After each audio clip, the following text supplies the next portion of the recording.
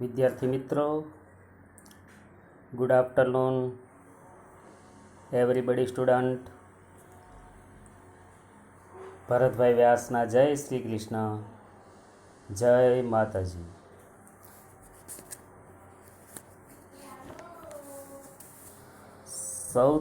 આજે આપણે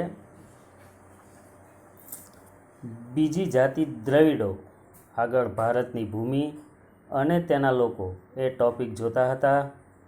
એમાં ભારતની મૂળ પ્રજા દ્રવિડો વિશે આજે આપણે ભણવાનું છે. જ્યારે દ્રવિડ પ્રજા વિશે આપણે ભણતા હોઈએ, દ્રવિડોના આપણે ઋણી છીએ. દ્રવિડોએ જે કંઈ ભારતને આપ્યું, આપણી સંસ્કૃતિના સર્જક દ્રવિડ કહેવાય. દ્રવિડોએ સંસ્કૃતિનું સર્જન કર્યું.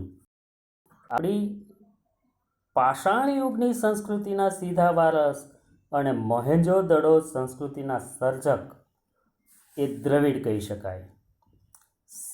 કેમ? તો કે દ્રવિડો આપણે મન ફાવે ઝૂંપડા બનાવ્યા હતા, કોઈ નગર સભ્યતા હતી નહીં. જ્યારે દ્રવિડોએ વિચાર આપ્યો કે ઈંટોના મકાન બનાવો, હારબંધ મકાન બનાવો, લાઇનબદ્ધ, અને વસવાટ કરો. આ સિસ્ટમ આપણી પાષાણ યુગની સંસ્કૃતિ અને મોહેંજો-દડો ની સિંધુ ખીણની સંસ્કૃતિના સર્જક એ દ્રવિડો ગણાય. એટલે દ્રવિડો આપણી સંસ્કૃતિના પાયામાં છે. દ્રવિડો એ આધ્યાત્મિક મનોવૃત્તિવાળા હતા. એ કોઈ પણ બાબત ધર્મથી વિચારતા. દ્રવિડોએ કયો આધ્યાત્મિક વિચાર આપ્યો એ ટૉપિક મહત્ત્વનો છે. કયો આધ્યાત્મિક વિચાર? દ્રવિડોનો આધ્યાત્મિક વિચાર તપાસીએ તો એ દેવી દેવતાઓમાં માનતા, એ વાત તો બરાબર, પણ એણે માતા રૂપે દેવી, એક સ્ત્રીની આકૃતિ, એને માતા રૂપે દેવી અને પિતા રૂપે પરમાત્મા ભગવાન, માતા રૂપે દેવી અને પિતા રૂપે પરમાત્માનો વિચાર આપ્યો. અને એ કાળક્રમે એમાંથી શિવ પાર્વતીનો ખ્યાલ વિકસ્યો. આમ દ્રવિડોનો આધ્યાત્મિક વિચાર, શિવ પાર્વતીનો જે ખ્યાલ આવ્યો, એના પાયામાં જે એણે માતા રૂપે દેવી અને પિતા રૂપે ભગવાન પરમાત્મા, એના વિચારમાંથી આધ્યાત્મિક વિચાર એક પ્રગટ થયો. પછી સાંજ પડે તો દ્રવિડો કેવું કરે? એક તગડિયા બકડિયામાં ગુગળ ને લોબાન ને જુદા જુદા વનસ્પતિના દ્રવ્યો ને એ બધું નાખી અને ધુમાડો કરે. અને એ ધુમાડો હાથમાં લઈ અને આપણે તો જોયા જ કરીએ કે ભાઈ આ શું? તો કે ધૂપ અને દીપથી આરતી કરવાની પરંપરા. સાંજે જે હજી આપણે ધૂપ અને દીપથી જે આરતી કરીએ છીએ ભગવાનની, એ પરંપરા દ્રવિડોએ ચાલુ કરી. ધૂપ અને દીપથી માતા રૂપે દેવી અને પિતા રૂપે પરમાત્માની આરતી ઉતારવાની જે પરંપરા છે, એ પરંપરા દ્રવિડોએ આપી. એ પશુની પૂજા કરતા, પ્રકૃતિની પૂજા એ દ્રવિડોની ભેટ છે. તો અહીંયા 2 ગુણનો પ્રશ્ન અથવા 1 ગુણનો પ્રશ્ન કે દ્રવિડોએ કયો આધ્યાત્મિક વિચાર? માતા રૂપે દેવી, પિતા રૂપે પરમાત્મા, એમાંથી શિવ પાર્વતીનો ખ્યાલ, ધૂપ દીપથી આરતી કરવાની પરંપરા અને પશુની પૂજા, પ્રકૃતિની પૂજા એ દ્રવિડોની ભેટ છે. હવે દ્રવિડોના મૂળ દેવ, દ્રવિડો જે પ્રકૃતિને દેવ માનતા, એ પ્રકૃતિના તત્વો, એના મૂળ દેવ જે હતા એ આર્યોએ સ્વીકાર્યા. એ પછી આર્યો આવ્યા, એ આર્યોએ દ્રવિડોના મૂળ દેવ સ્વીકાર્યા. સમય જતાં દ્રવિડો પર આર્ય સંસ્કૃતિની અસર પડે છે. જ્ઞાતિ લગ્ન થતા, કુટુંબ કબીલામાં જ લગ્ન પ્રથા હતી. પણ દ્રવિડોએ એક નવો ચીલો કર્યો, આંતરજ્ઞાતીય લગ્નો. એના સમયથી જ, દ્રવિડોના સમયથી આપણે ત્યાં આંતરજ્ઞાતીય લગ્નો થાય છે. આંતરજ્ઞાતીય લગ્નો થયા. દ્રવિડોનો બધો જ વિચાર, કેમ કે આપણે એણે જે સંસ્કૃતિ આપી એ બધું જ આપણે અપનાવ્યું. પણ એક બાબત દ્રવિડોમાં જે કુટુંબ પ્રથા પ્રચલિત હતી એ એક બાબત આપણે હમણાં જ હજી સ્વીકારી. દ્રવિડો એમ કહેતા કે માતાને દેવમાન, કુટુંબનો વડો માતા જ હોવું જોઈએ. આપણા નામ પાછળ માતાનું નામ હોવું જોઈએ, પિતાનું નહીં. કેમ? તો કે માતા એ આપણું લાલન પાલન કરે છે. એનામાં માતૃમૂલક કુટુંબ પ્રથા પ્રચલિત હતી. એ વિચાર હમણાં આપણે સ્વીકાર્યો અને સુપ્રીમ કોર્ટે દરેકને પોતાના નામ પાછળ માતાનું નામ લખવું હોય તો લખી શકશે એ ચુકાદો આપ્યો. દ્રવિડોમાં એ કુટુંબ પ્રથા એ માતા જ, કુટુંબનો વડો જ માતા, માતૃમૂલક કુટુંબ પ્રથા હતી. દ્રવિડોએ કયા ક્ષેત્રે સારો એવો વિકાસ સાધ્યો? દ્રવિડોનું પ્રદાન કયા ક્ષેત્રે હતું? તો દ્રવિડો આકાશી ગ્રહો, જે આકાશમાં 9 ગ્રહ અને 9 ગ્રહ માનવ જાત ઉપર કેવી અસર કરે છે એ બાબતે આકાશી ગ્રહોનું જ્ઞાન દ્રવિડો આવ્યા. એ સમયમાં આપણે ત્યાં વરસાદ, દ્રવિડોના સમયમાં વરસાદ, અને એ વરસાદ પડ્યો તો એ આપણે તો બધા વૃક્ષ ઉપર ચડી જતા. દ્રવિડો ક્યાંય દેખાયા નહીં. એટલે બધા કે આ દ્રવિડો ક્યાં ચાલ્યા ગયા? કદાચ પાણીની અંદર ગરકાવ થઈ ગયા હશે. ત્યાં તો દ્રવિડો એક લાકડાનો તરાપા અને એની ઉપર દ્રવિડો બેસી ગીત ગાતા ગાતા પ્રકૃતિનો આનંદ લેતા લેતા આવ્યા અને આપણને કહેવા લાગ્યા, તમે પણ આવો, પ્રકૃતિનો આનંદ લ્યો, વરસાદમાં માહલો. એણે દ્રવિડો હોડી અને તરાપા બનાવવાનું જ્ઞાન જાણતા. આકાશી ગ્રહો, હોડી, તરાપા ઉપરાંત કાપડમાં, કપડાની બાબતમાં કાંતવું, વણવું અને રંગવું. એ કાતણકામ એટલે કે વનસ્પતિમાંથી રેસા બનાવવાનું કામ, એ રેસાને વણવાનું કામ, અને એ કપડું જે તૈયાર થાય એને જુદા જુદા રંગ આપવાનું કામ. કાંતવું, વણવું, રંગવું. દ્રવિડોએ કયા ક્ષેત્રે સારો એવું પ્રદાન? તો કે આકાશી ગ્રહો, હોડી, તરાપા, કાંતવું, વણવું અને રંગવું. એ બાબતમાં દ્રવિડોનું જ્ઞાન, એનું પ્રદાન વિશેષ રહ્યું છે. પછી તો સુસંસ્કૃત પ્રજા જે આર્ય હતી એ આર્યોના પ્રભાવમાં દ્રવિડો આવી ગયા અને આર્યોથી અંજાઈ ગયા. દ્રવિડો ખસતા ગયા, આર્યોનો વિસ્તાર વધતો ગયો અને દ્રવિડો છેલ્લે ખસતા ખસતા એમ કહેવાય છે કે દક્ષિણ ભારતમાં દ્રવિડો સેટ થાય છે. દક્ષિણ ભારતમાં તમિલનાડુ, કર્ણાટક, એ જે આપણું સાઉથ, ત્યાં એ સેટ થાય છે, આંધ્રપ્રદેશ. અને ત્યાં આજે પણ દ્રવિડ કુળની 4 ભાષાઓ બોલનારા લોકો રહે છે. દક્ષિણ ભારતમાં દ્રવિડ કુળની કઈ ભાષા બોલનારા લોકો જોવા મળે છે? તો દ્રવિડ કુળની 4 ભાષા. દ્રવિડો 4 ભાષા જાણતા. એ દ્રવિડ કુળની 4 ભાષાઓ કઈ? તમિલ, તેલુગુ, કન્નડ, મલયાલમ. આ 4 ભાષા બોલનારા લોકો એ દક્ષિણ ભારતમાં જોવા મળે છે. હવે આપણે દ્રવિડો વિશે જોઈએ તો એના પ્રશ્નો: મોહેંજો-દડો સંસ્કૃતિના સર્જક અને પાષાણ યુગની સંસ્કૃતિના સીધા વારસ કઈ પ્રજા? તો કે દ્રવિડો. પછી દ્રવિડોએ કયો આધ્યાત્મિક વિચાર આપ્યો? માતા રૂપે દેવી, પિતા રૂપે પરમાત્મા. તેણે ધૂપ દીપથી આરતી કરવાની પરંપરા આપી. પશુ પૂજા અને પ્રકૃતિ પૂજા એ દ્રવિડોની ભેટ છે. દ્રવિડોના મૂળ દેવો કોણે સ્વીકાર્યા? તો દ્રવિડોના મૂળ દેવો એ આર્યોએ સ્વીકાર્યા. ત્યારબાદ દ્રવિડોમાં કઈ કુટુંબ પ્રથા પ્રચલિત હતી? માતૃમૂલક. પછી દ્રવિડોએ કયા ક્ષેત્રે વિશેષ પ્રદાન દ્રવિડોનું રહ્યું? આકાશી ગ્રહો, હોડી, તરાપા, કાંતવું, વણવું અને રંગવું. પછી દક્ષિણ ભારતમાં દ્રવિડો સેટ થાય છે.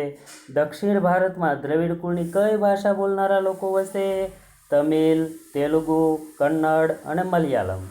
ત્યાર પછી અન્ય પ્રજા આપણે જોઈએ, એમાં મોંગોલોઇડ. તો મોંગોલોઇડ એ નામ કેમ પડ્યું? મોંગોલોઇડ પ્રજા વિશે મોંગોલોઇડ નામ કેમ પડે છે? તો મોંગોલોઇડ એને કિરાત કહેવામાં આવે. મોંગોલોઇડનું બીજું નામ શું?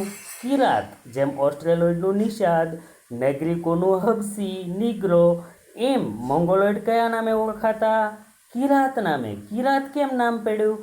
એનો પીળો વર્ણ હતો, એકદમ દેખાવ પીળો. પીળો વર્ણ હોવાથી મોંગોલોઇડ કિરાત નામે ઓળખાતા. આ મોંગોલોઇડ ક્યાંથી આવ્યા અને ક્યાં વસ્યા?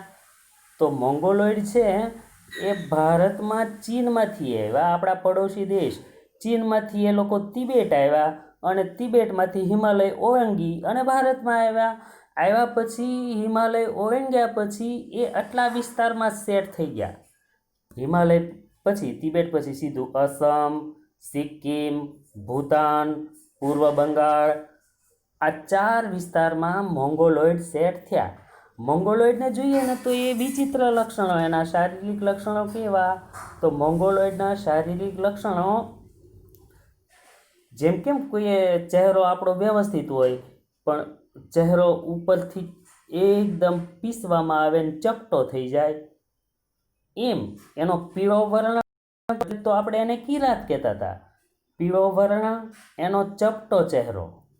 સ્વાભાવિક છે, ચહેરો ચપટો થાય એટલે ગાલ છે ને એ ફૂલી જાય, ગાલ એના ઉપસી ગયા, ઉપસેલા ગાલ, અને આંખો બહાર નીકળી જાય, બદામ જેવી આંખો. કેમ ઓલા દેડકાની કે આંખો આમ પોપચા આમથી આમ ઉગાડવાસ બંધ થાય, એમ બદામ આકારની આંખો થઈ ગઈ.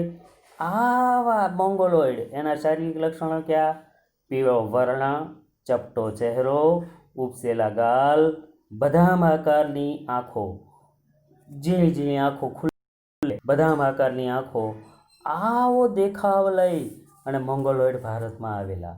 હવેની પ્રજા આગળ આપણે જોઈએ તો આલ્પાઇન, ડિનારિક અને આર્મેનોઇડ.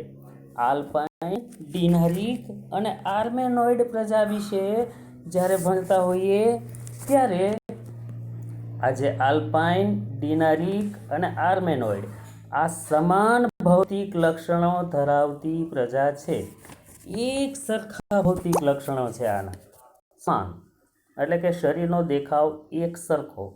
કેમ જુડવા ભાઈઓ હોય એને ઓળખવા મુશ્કેલ થાય, એવા સમાન ભૌતિક લક્ષણો ધરાવતી 3 જાતિ મધ્ય એશિયામાંથી આવે છે. મધ્ય એશિયામાંથી. નેગ્રીટો ક્યાંથી આવ્યા? તો નેગ્રીટો આફ્રિકાના બલુચિસ્તાનમાંથી આવ્યા. ઓસ્ટ્રેલોઇડ પ્રજા ક્યાંથી આવી? તો અગ્નિ એશિયામાંથી આવી. મોંગોલોઇડ ક્યાંથી આવ્યા? તો ચીનના તિબેટમાંથી. ચીનથી થઈ અને તિબેટ થઈને ભારત આવ્યા, મૂળ ચીનના. દ્રવિડો તો મૂળ ભારતીય. અને આલ્પાઇન, ડિનારિક, આર્મેનોઇડ એ 3 પ્રજા તો મધ્ય એશિયામાંથી આવી. તો આ 3 પ્રજાના લક્ષણો એક સરખા, સમાન ભૌતિક લક્ષણો, શારીરિક અને ભૌતિક લક્ષણો એક સરખા, જુડવા હોય એવા. એકને જુઓ તો બીજાને ભૂલી જાવ એવા. જેમ એક ઘરે 2 જુડવા ભાઈઓ હતા. હવે જુડવા ભાઈઓ નાના નાના હજી જન્મ્યા ત્યાંથી, જો કે જુડવા હોય ને એ એક સરખી દૈનિક ક્રિયાઓ કરે. એક રડે તો બીજું રડે, એકને તાવ આવે તો બીજાને આવે, એક સરખું જ એની પ્રવૃત્તિ લગભગ એક સરખી હોય. એમાં 2 જુડવા ભાઈઓ, એના પપ્પા સાંજે કામ પરથી ઘરે આવ્યા તો એક રડવા લાગ્યો અને એક જોર જોરથી હસે. એક રડે એક હસે. પપ્પા કે આ કેમ વિરુદ્ધ પ્રવૃત્તિ કરે છે આજે? આ હસે છે, આ રડે છે, આમ કેમ? એટલે જે રડતો તો એને નહીં, પણ જે ભાઈ હસતો તો ને એને પૂછ્યું. હજુ નાના એવા 3-4 વર્ષ, 4-1 વર્ષના હશે, 3-4. એ તું કેમ હસે છે? શું થયું? ત્યાં તો એ જોર જોરથી હસવા લાગ્યો, ખડખડાટ હસવા લાગ્યો. અને જે રડતો તો એ ઘાટા પાડી પાડીને રડવા લાગ્યો. એટલે પપ્પા ઓલાને કે સાચું બોલ, શું છે આ બધું? તો હસતો તો જે ભાઈ, જે છોકરો, એ હસતા હસતા કહે પપ્પા પપ્પા મારા મમ્મીએ આને જ તે. જે રડતો તો એની સામે જોઈને કે આને જ 2 વાર નવડાવી દીધો. 1 વાર તો નવડાવ્યો, પાછો બીજી વાર એ તું બાકી છો. ઓલો કે નહીં મમ્મી મને નવડાવ્યો, આ બાકી છે. તો ના તું જ બાકી છો એમ કહી અને બીજી વાર નવડાવ્યો. મને મજા પડી ગઈ પપ્પા. આમ એક સરખા લક્ષણો આવી 3 જાતિ આવી, આલ્પાઇન, ડિનારિક અને આર્મેનોઇડ. અને એ ક્યાંથી આવી? તો આલ્પાઇન, ડિનારિક, આર્મેનોઇડ એ આપણે ત્યાં ક્યાં વસી? એ મધ્ય એશિયામાંથી આવી. ક્યાંથી આવી? મધ્ય એશિયામાંથી. અને ક્યાં વસી? તો આલ્પાઇન, ડિનારિક અને આર્મેનોઇડ એ મહારાષ્ટ્ર, બંગાળ, ઓરિસ્સા અને સૌરાષ્ટ્રમાં વસી. આપણા પ્રાંતમાં, ગુજરાતમાં, આપણા સૌરાષ્ટ્રમાં, મહારાષ્ટ્રમાં, બંગાળ અને ઓરિસ્સામાં વસી. આપણે જે જાતિઓ જોઈ એમાં પ્રાચીન પ્રજા તરીકે દ્રવિડોની ગણના થતી હતી, પણ દ્રવિડો નહીં, બીજી 6 જાતિ આવી. એમાં નેગ્રીટો સૌથી પ્રાચીન, હબસી પ્રજા. પછી આપણે જોઈ ઓસ્ટ્રેલોઇડ પ્રજા, મધ્ય એશિયામાંથી આવી. આજે આપણે દ્રવિડોને જોયા તો દ્રવિડો મૂળ ભારતના હતા. દ્રવિડો સિંધુ ખીણની સંસ્કૃતિના સર્જક અને મોહેંજો-દડો સંસ્કૃતિ, પાષાણ યુગની સંસ્કૃતિના સીધા વારસ એ દ્રવિડો હતા. દ્રવિડોએ આપણને આધ્યાત્મિક વિચારો આપ્યા. માતા રૂપે દેવી, પિતા રૂપે પરમાત્મા, ધૂપ દીપથી આરતી કરવાની પરંપરા. ઉપરાંત દ્રવિડોમાં કઈ કુટુંબ પ્રથા પ્રચલિત હતી? માતૃમૂલક. અને દ્રવિડ દક્ષિણ ભારતમાં દ્રવિડો વસ્યા આર્યોના પ્રભાવથી. આજે પણ તમિલ, તેલુગુ, કન્નડ અને મલયાલમ 4 ભાષા બોલનારા લોકો દક્ષિણ ભારતમાં જોવા મળે છે. પછી આપણે પ્રજા જોઈએ મોંગોલોઇડ. મોંગોલોઇડ એટલે કિરાત. મોંગોલોઇડનું બીજું નામ શું? કિરાત. કિરાત એટલે પીળો વર્ણ હોવાથી એ લોકો કિરાત કહેવાતા. એ ક્યાંથી ભારત આવ્યા? ચીનમાંથી. અસમ, સિક્કિમ, ભૂતાન, પૂર્વ બંગાળ ત્યાં વસ્યા. એના શારીરિક લક્ષણો કેવા? તો પીળો વર્ણ, ચપટો ચહેરો, ઉપસેલા ગાલ, બદામ આકારની આંખો. એ પછી આપણે પ્રજા જોઈ 3 સમાન ભૌતિક લક્ષણો ધરાવતી પ્રજા, આલ્પાઇન, ડિનારિક અને આર્મેનોઇડ. એ મધ્ય એશિયામાંથી આવે છે. અને ક્યાં વસ્યા? તો મહારાષ્ટ્ર, બંગાળ, ઓરિસ્સા અને ગુજરાતમાં વસ્યા. ધન્યવાદ વિદ્યાર્થી મિત્રો. એટલે સુધી રાખીએ. આવતીકાલે આવતા વિડીયોમાં આપણે આર્યો અને વારસાનું જતન એ 2 ટોપિક શીખવાના છે અને આ પાઠ આપણો પૂર્ણ થઈ જશે. ધન્યવાદ.